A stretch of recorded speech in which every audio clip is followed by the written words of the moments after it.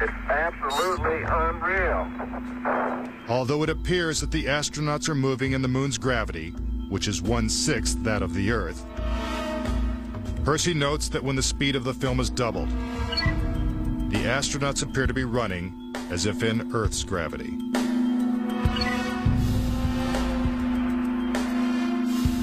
Also, when the footage of the lunar rover is doubled in speed, it looks as if it's driving here on Earth. But there's another reason some believe the Apollo missions were shot on Earth.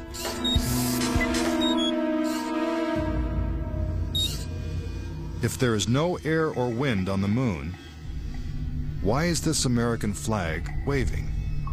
The fact that the flag flaps on the moon where there's no atmosphere means that there must have been a little blast of wind out in Area 51 where they shot this. Could these questionable images simply be the result of astronauts struggling to plant the flag into the lunar surface? Or is there more going on than meets the eye? What about the still photography? Some say the design of the bulky spacesuits would have made it extremely difficult for the astronauts to operate their chest-mounted cameras. The man who designed these cameras is Jan Lundberg. Once on the moon, on the lunar surface, in the dress, in the life support system, you couldn't see the camera. They couldn't bend their head that far down. They had no viewfinder, they had to aim by moving their body. Click, click, click. If the cameras were so difficult to manipulate, how were thousands of photos taken with crystal clarity and precise framing? The pictures that we see that allegedly were taken on the moon are absolutely perfect. But with closer examination, Casing says flaws begin to emerge. Unfortunately, errors were made which are now being discovered. Conspiracy theorists point out that lighting is a major flaw in the lunar photos. Case in point, on the moon, the astronauts' only source of light was the sun. They had no extra lighting, no flashes or things like that. Yet in this photograph from Apollo 14, the shadows are cast in different directions, suggesting multiple light sources. The shadows cast by the rocks in the foreground should have been east-west, like the LEM shadow.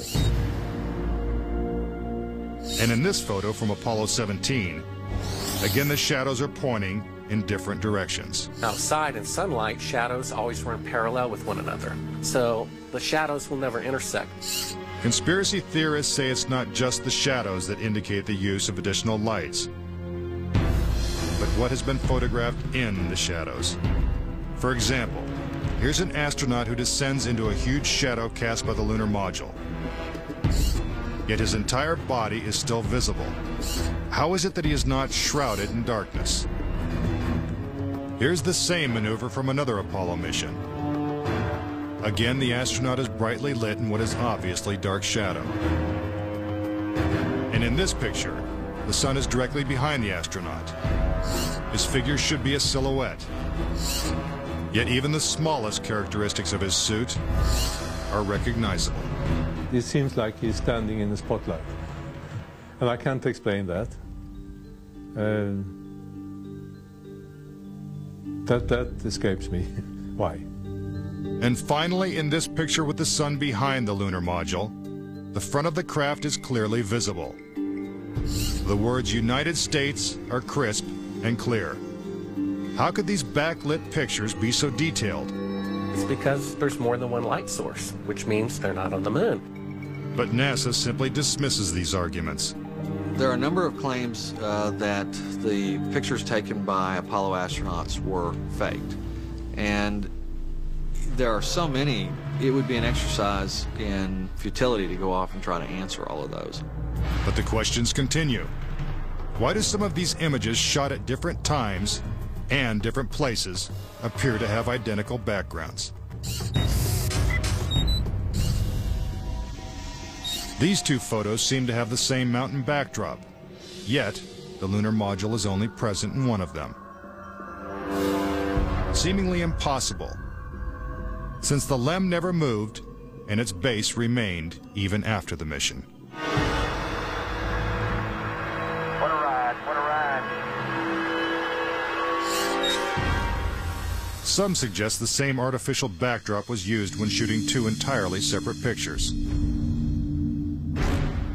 Background discrepancies are also apparent in the lunar video. The best evidence are some pictorial anomalies in the photographic record of the trip to the moon. There is one for Apollo 16 where the same shot, the same hill, appears in 2 different days. This tape was shot on what was reported to be the first of Apollo 16's lunar excursions. But it couldn't pick a better spot. And this video was from the next day at a different location. It is the most beautiful sight. NASA claims the second location was 2.5 miles away. But when one video is superimposed over the other, the locations appear identical. The conspiracy theorists see that as evidence that we didn't go to the moon, that it was staged, and the opposite point of view is that it's a case of bad editing. It's absolutely unreal. Conspiracy theorists claim that even closer examination of the photos suggest evidence of doctoring.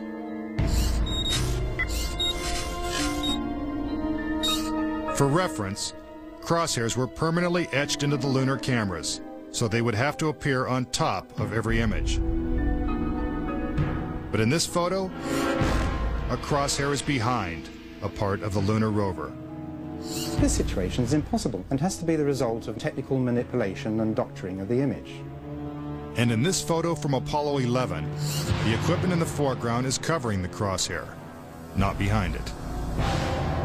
And in another from Apollo 12, the American flag is covering one crosshair, and the astronaut is covering the other. When presented with these questionable photos and videos, NASA refutes the conspiracy theories. Some range from incredibly complicated to incredibly goofy. There are arguments that are wrong optically, they're wrong physically, they're wrong scientifically, they're wrong historically.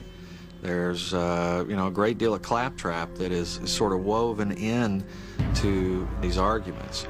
But despite what NASA says, conspiracy theorists still insist that Apollo was a hoax. When I looked at all the pictures and all the footage, I'm absolutely convinced, I bet my life on it, that we didn't go to the moon. I know for a fact that we didn't. Coming up next, tragedy strikes the Apollo program. The program could be stopped dead in its tracks. 3 astronauts die in a pre-launch simulation. But was it an accident? He was going to blow the whistle on the whole project. And later, could the astronauts have survived a trip into deep space? Before they got 1/2 to the moon, they would have picked up a death dose of radiation.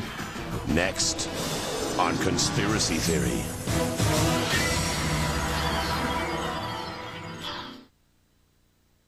Not since The Godfather is fired up about our return to Daytona. He's offering some tremendous deals during the Countdown to Daytona sales event. More people have switched to Dodge trucks, and now even more will switch to Dodge Ram thanks to low 0.9% financing. Dodge is back at Daytona, and your Dodge dealers are behind this thing all the way.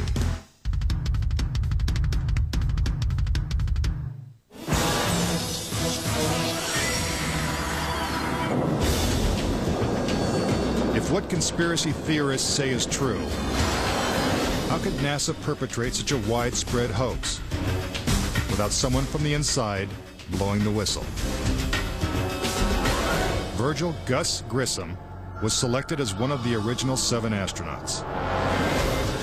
A family man and a veteran of several space flights, he was a national hero and was likely to be the first man to walk on the moon.